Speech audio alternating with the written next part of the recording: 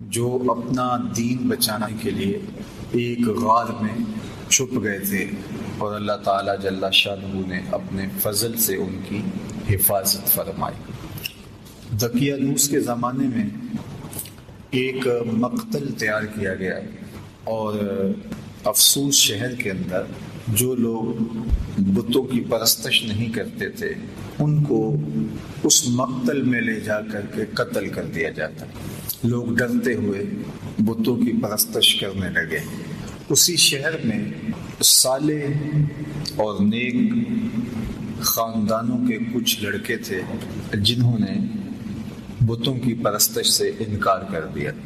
بادشاہ نے ان کو بلایا اور کہا کہ تم اگر بتوں کی پرستش نہیں کرتے ہو تو تمہیں بھی مقتل میں لے جا کر کے قتل کر دیا جائے گا، لیکن تمہاری اٹھتی جوانیاں، ان فوان شباب، خوبصورت چہرے مجھے اس بات سے روکتے ہیں کہ تمہیں قتل کروں، لیکن میں اپنے فیصلوں کو صادر کرنے والا ہوں۔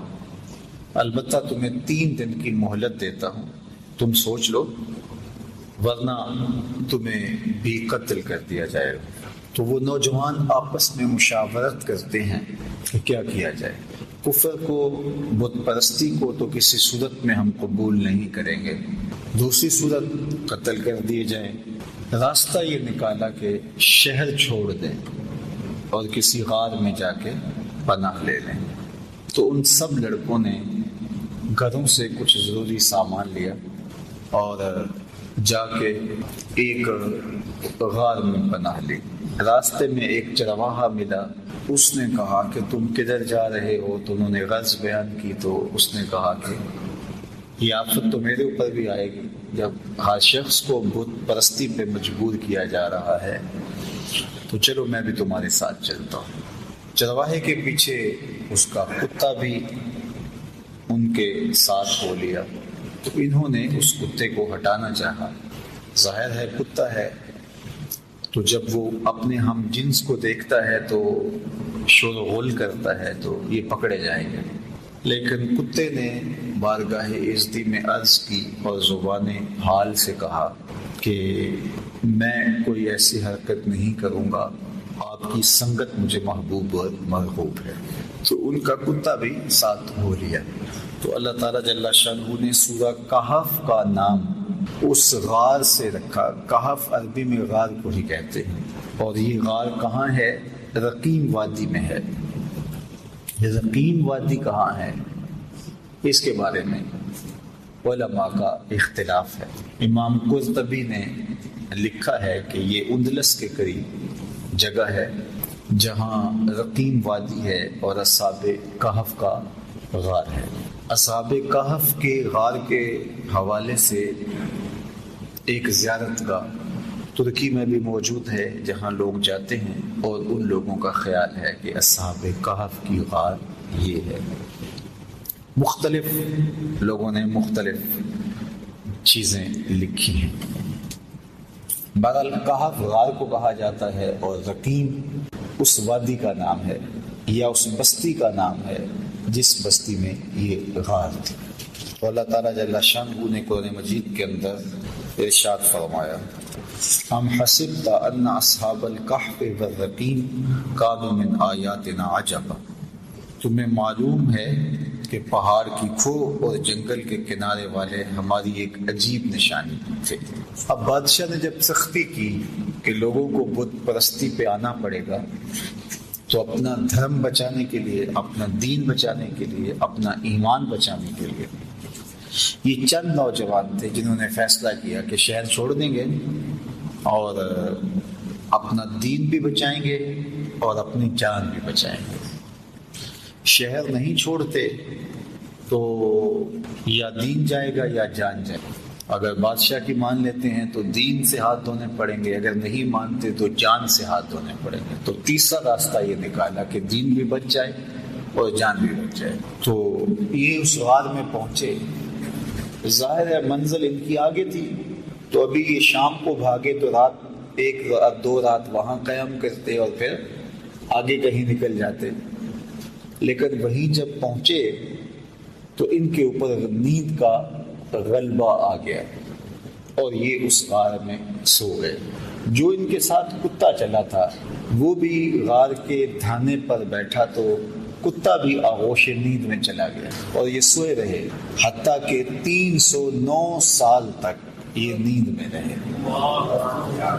3 صدیاں بیت گئی اور یہ نیند کی حالت میں رہے، اور اللہ جل شانہ نے ان اپنے پاک باز بندوں کے لیے اہتمام یہ کیا کہ ان کو بھوک اور پیاس بھی نہ لگی۔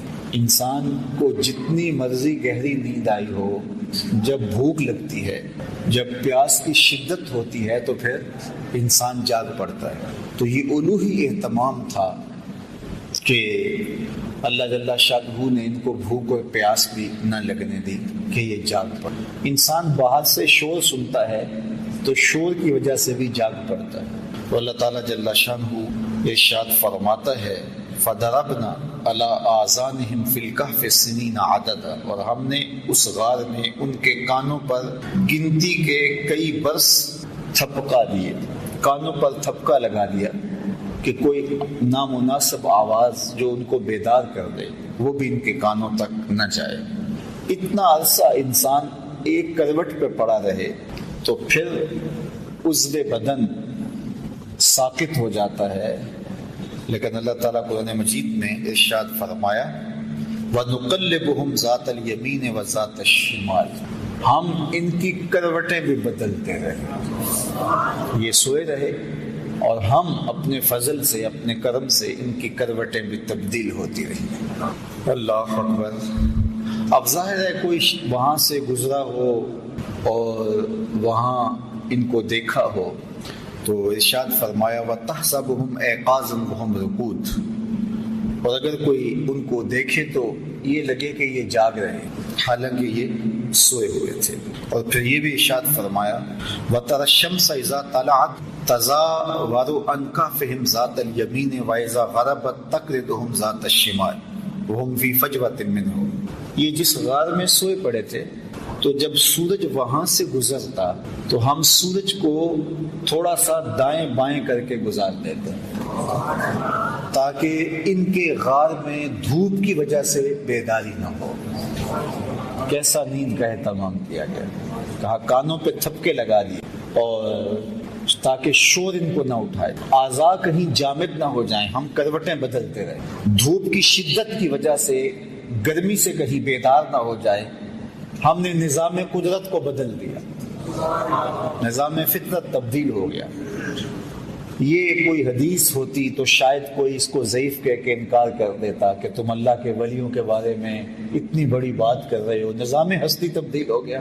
لیکن یہ قرآن ہے، کوئی انکار بھی نہیں کر سکتا۔ اللہ اکبر۔ وَتَرَى الشَّمْسَ إِذَا طَلَعَتْ تَزَاوَرُ عَنْ كَهْفِهِمْ ذَاتَ الْيَمِينِ وَإِذَا غَرَبَتْ تَقْرِضُهُمْ ذَاتَ الشِّمَالِ۔ کہا ہم نے سورج کے رخ کو بدل دیا، وہ آتا سیدھا، لیکن جب غار کی جگہ آتی، ان کا پہاڑ آتا تو یہ سورج تھوڑا سا خم کھا کے گزر جاتا۔ اللہ اکبر۔ اور پھر ارشاد فرمایا وَكَلْبُهُمْ بَاسِطٌ ذِرَاعَيْهِ بِالْوَسِيدِ، اور ان کا کتا جو ساتھ چلا تھا وہ کلائیوں کو پھیلا کر کے غار کی چوکھٹ پہ بیٹھا ہوا تھا۔ یہ بھی ایک اہتمام ہے، کوئی چرواہا گزرتا ہوا آئے تو وہ کتے کو دیکھ کر کے جو ہے وہ سائڈ پہ ہو جائے، اور کوئی جانور آئے، کوئی موذی جانور بھی تو 309 سال کا عرصہ بیت گیا، کئی موذی جانور آئے ہوں گے، گزرے ہوں گے، کتے کو دیکھ کے وہ بھی رخ بدل لیں، پہرے دار بھی بٹھا دیا۔ اللہ اکبر۔ یہ عرصہ بھی 309 سال کا۔ اور ارشاد فرمایا لَوِ اطَّلَعْتَ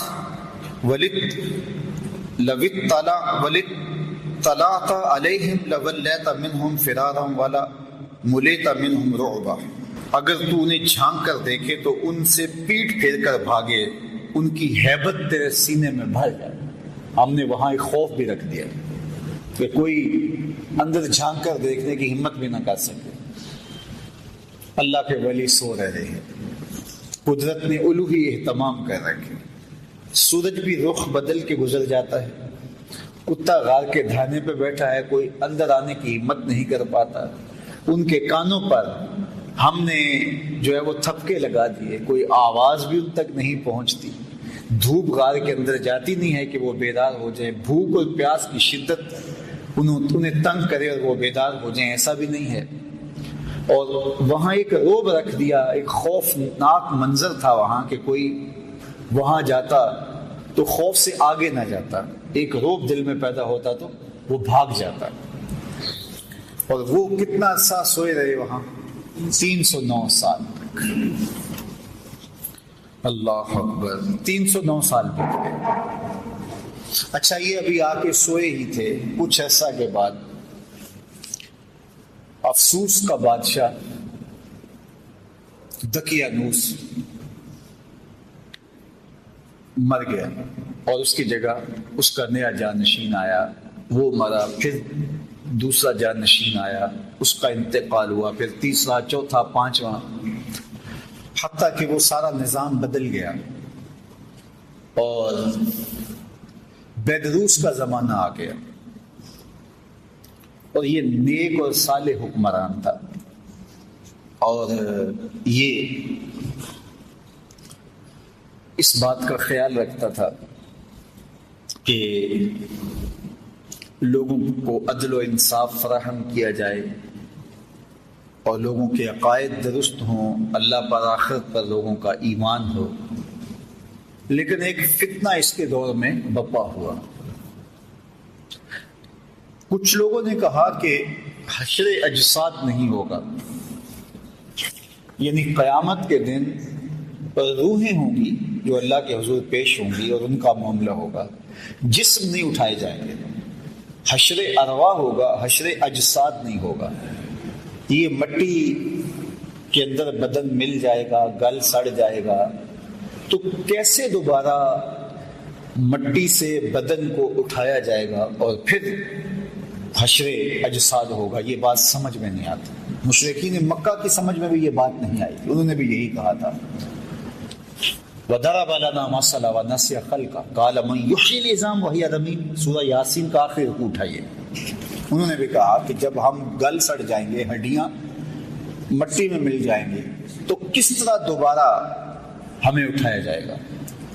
وہ کہتے تھے یہ بات سمجھ میں نہیں آتی کہ ہم دوبارہ زندہ کیے جائیں، دوبارہ ان اجسام کو اٹھایا جائے۔ اور نضر بن حارث کہیں سے پرانی قبر سے کوئی بوسیدہ سی ہڈی اٹھا لایا اور ہڈی اٹھا کر کے حضور کے سامنے آ کھڑا ہوا، اور ہڈی کو، بربری سی ہڈی کو یوں حضور کے سامنے توڑتا ہے اور اس کے ریزے زمین پہ گرتے ہیں، اور ساتھ حضور علیہ السلام سے مخاطبت کرتے ہوئے کہتا ہے ان ہڈیوں کو کون زندہ کرے گا جو میرے ہاتھوں کے معمولی لمس کو بھی برداشت نہیں کر پا رہے، ان کے ریزے ریزے ہو رہے ہیں۔ آپ جو دین لے کر آئے ہیں اس دین میں یہ ہے کہ ان ہڈیوں کو بھی زندہ کیا جائے گا، تو مجھے بتائیے ان ہڈیوں کو کون زندہ کرے گا؟ قل یحییھا الذی انشأھا اول مرہ وہو بکل خلق علیم۔ فرمایا محبوب فرما دیجئے یہ تو ہڈیاں ہیں، جب ہڈیاں بھی نہیں تھی، جس نے انسان بنا لیا وہ ہڈیوں کو بھی زندہ کر لے گا۔ اب تو میٹیریل موجود ہے لیکن بکھرا پڑا ہے، میٹیریل ہے کمزور ہو گیا ہے، تو جب یہ ہڈیاں بھی نہیں تھی، تو جب امر کن سے اس نے ہڈیوں کے بغیر انسان کو کھڑا کر دیا اور ہڈیاں پیدا کر دی، تو اب تو ان ریزوں کو جوڑ کے بنانا ہے، بکھرے میٹیریل کو جوڑنا ہے، تو اس کے لیے کیا مشکل ہے؟ تو بہت سارے لوگوں کی بات یہ سمجھ میں نہیں آتی، وہ کہتے ہیں کیسے ہو سکتا ہے؟ اللہ اکبر۔ تو اس زمانے میں، بیدروس کے زمانے کے اندر، یہ 300 سال کا عرصہ ہے دقیانوس سے بیدروس کے زمانے کا، مورخین نے لکھا ہے۔ تو اس زمانے میں حشر اجساد پہ بات ہو رہی تھی اور لوگوں کے دو گروہ بن گئے تھے۔ ایک طبقہ کہتا تھا کہ جسم بھی اٹھائے جائیں گے اور روحوں کو تو موت نہیں ہے، اور دوسرا طبقہ کہتا ہے کہ نہیں، جو گل سڑ گئے مٹی میں وہ کیسے اٹھائے جا سکیں گے؟ 3 دن کے بعد تو بدن پھٹنے لگتا ہے اور کچھ عرصے کے بعد ہڈیاں بھی گل جاتی ہیں، تو کس طرح جو ہے وہ دوبارہ اٹھایا جائے گا مرنے کے بعد؟ ہاں، روحوں کا حشر ہوگا، اجساد کا حشر نہیں ہوگا۔ یہ اس بحث میں پڑے ہوئے تھے، شہر میں یہ ہنگامے تھے، اس عنوان سے مناظرے تھے، طبقات تھے۔ اور ملک بیدروس بہت پریشان تھا کہ کس طرح قوم کو سمجھایا جائے، اور ادھر ان اللہ کے ولیوں کو سوئے ہوئے 309 سال بیت چکے تھے۔ اچانک ایک کی آنکھ کھلی، پھر دوسرے کی کھلی، تو چند لمحوں کے اندر یہ سارے جاگ کے بیٹھ گئے۔ اب بیٹھے ہی تھے کہ بھوک کی شدت محسوس ہوئی، اور جب شدت محسوس ہوئی تو کہا کہ جاؤ کوئی شخص چھپ چھپ کے جائے اور جا کے ہمارے لیے کھانا لے آئے، اور دیکھے کہ کسی کو پتہ نہ چلے۔ پہلے تو پریشان ہوئے کہ ہم کتنی دیر سوئے ہیں، بعض نے کہا دن کا کچھ حصہ سوئے ہیں، رات کو آئے تھے اور اب چاشت کا وقت ہے تو بس ہم کافی دیر سے سوئے ہوئے ہیں۔ بعض نے کہا نہیں، ہم شاید پرسوں سے سوئے ہوئے ہیں۔ جب دیکھا تو ناخن بڑے ہوئے تھے تو بال بھی بڑے ہوئے تھے، تو کہا ہمارا معاملہ کوئی عجیب ہی لگتا ہے، ہمارے بدن پہ اتنی تھکن بھی نہیں ہے کہ ہم مدتوں سوئے ہوں، اور پھر کیسے ہو سکتا ہے کہ ہم اتنی دیر سوئے رہے ہوں، اور جو ہے وہ کیسے ممکن ہے؟ تو پھر کہنے لگے خیر ہمارا معاملہ کچھ عجیب سا ہی ہے، اور انہوں نے پہلے تو بحث کی، قالوا لبسنا یوما او بعد یوم، پھر کہا قالوا ربکم عالم بما لبستم، اکا اللہ خوب جانتا ہے ہم کتنی دیر سوئے، چھوڑو اس بحث کو، بھوک کی بڑی شدت ہے تو کوئی جائے اور جا کے شہر سے چھپ چھپ کے چلا جائے اور کھانا لے آئے۔ تو ان میں سب سے سینئر اور بڑا جو شخص تھا اس کا نام حضرات مفسرین نے یملیخہ لکھا ہے، تو اس کو انہوں نے جو ہے وہ سونے کے سکے دیے اور کہا جاؤ تم جا کے شہر سے کوئی کھانا لے آؤ۔ یہ جب شہر کی جانب بڑھا تو شہر کا دروازہ، عمارات ساری بدلی بدلی دکھائی دی۔ ابھی کل ہی تو نکلے تھے اور ماجرا کچھ اور تھا، آج عمارتیں کچھ اور ہیں۔ آج سے 50-60 سال پہلے کوئی شخص یہاں راہ والی روڈ سے اتر کر کے یہاں کینٹ کے اندر کسی پرانی بستی میں آیا ہو، اور 60 سال 70 سال کے بعد اگر وہ دوبارہ وہاں سے اترے اور یہ عمارتیں، یہ عالی نصب سڑکیں، یہ لشکار عمارتی مارکیٹیں، یہ جگہ جگہ باغات، پھوٹتے فوارے، وہ کہے گا یہ میں کدھر آ گیا ہوں؟ میں 80 سال قبل آیا تھا، یہاں تو یہ بستی ہوتی تھی، یہاں قبرستان ہوتا تھا، یہاں پیپل کا درخت ہوتا تھا، یہاں برگد کا سایہ دار گھنا شجر ہوتا تھا، یہاں کنواں چلتا تھا، یہاں کھیت تھے، یہ کیا منظر ہے؟ تو اب اس بات کو تو 300 سال گزر گئے تھے۔ تو حضرت یملیخہ جب داخل ہوئے شہر میں تو شہر کا نقشہ ہی بدلا ہوا ہے، لیکن جب لوگوں کو دیکھا تو شکلیں وہی تھی، ملتی جلتی۔ خیر ایک عجیب حیرت ہے، ایک نانبائی کی دکان پہ گئے اور اس سے کھانا طلب کیا، انہوں نے کھانا دیا، تو انہوں نے جب اس کو سکے دیے تو وہ حیرت زدہ ہو گیا کہ، اور غور سے دیکھا، کہا یہ تو دقیانوس کے زمانے کے سکے ہیں۔ اس کو لگا کہ اس کو کوئی پرانا خزینہ ملا ہے، پرانا کوئی خزانہ ملا ہے، اور انہوں نے کہا کہ یہ تو دقیانوس کے زمانے کے ہیں۔ تو اس نے کہا کہ یہ دقیانوس کا زمانہ نہیں ہے، کہا وہ تو 300 سال ہو گئے اس دنیا سے کوچ کیے ہوئے اس کو۔ تو کہا کہ یہ کیا تم بات کر رہے ہو؟ اس نے کہا تم کیا بات کر رہے ہو؟ تو جب جھگڑا طول پکڑتا ہے تو بازار کے لوگ جمع ہو جاتے ہیں، حتیٰ کہ کوتوال شہر بھی آ جاتا ہے اور پکڑ کے بادشاہ کے دربار میں لے جاتے ہیں کہ یہ نوجوان عجیب باتیں کر رہا ہے۔ کہتا ہے میں یہ تم کیا بات کر رہے ہو، اس کا ذہن ٹھیک ہے، کیا ماجرا ہے؟ تو بادشاہ نے اس کو کہا کہ کیا ماجرا ہے؟ تو اس نے بتایا کہ ہم تو اپنا دین اور دھرم بچانے کے لیے شہر سے نکلے تھے، دقیانوس کا زمانہ تھا، تو اب یہاں بدلے ہوئے حالات، ہمارے پاس سکے ہیں، ابھی کل کی بات ہے۔ تو ایک وزیر نے کہا بادشاہ سلامت، دقیانوس کے زمانے میں کچھ نوجوان بھاگ گئے تھے شہر سے، اور ان کو گرفتار کرنے کے لیے دقیانوس نے کافی کوشش کی تھی لیکن نہیں ہو سکا تھا۔ پھر تختیوں پر ان کے نام لکھوا کر شاہی خزانے میں رکھ دیے تھے۔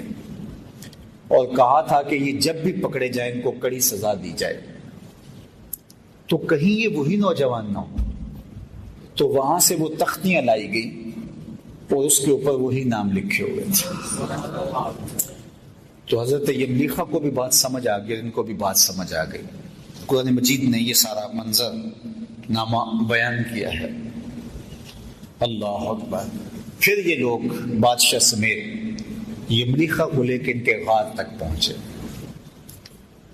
اور جب لوگوں کو آتے ہوئے دیکھا تو یہ سارے گھبرا گئے کہ ہم پکڑے گئے، کیونکہ غار کے اندر موجود باقی لوگوں کو تو پتہ نہیں تھا کہ وہاں ماجرا کیا ہوا اور ہم کتنا عرصہ سوئے رہے۔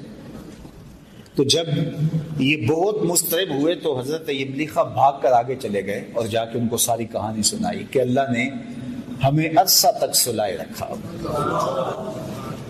اور پھر یہ بادشاہ کی قیادت میں آیان سلطنت کے لوگ جا کے اصحاب کہف سے ملے، ان سے ملاقات کی اور یہ ان سے ملے۔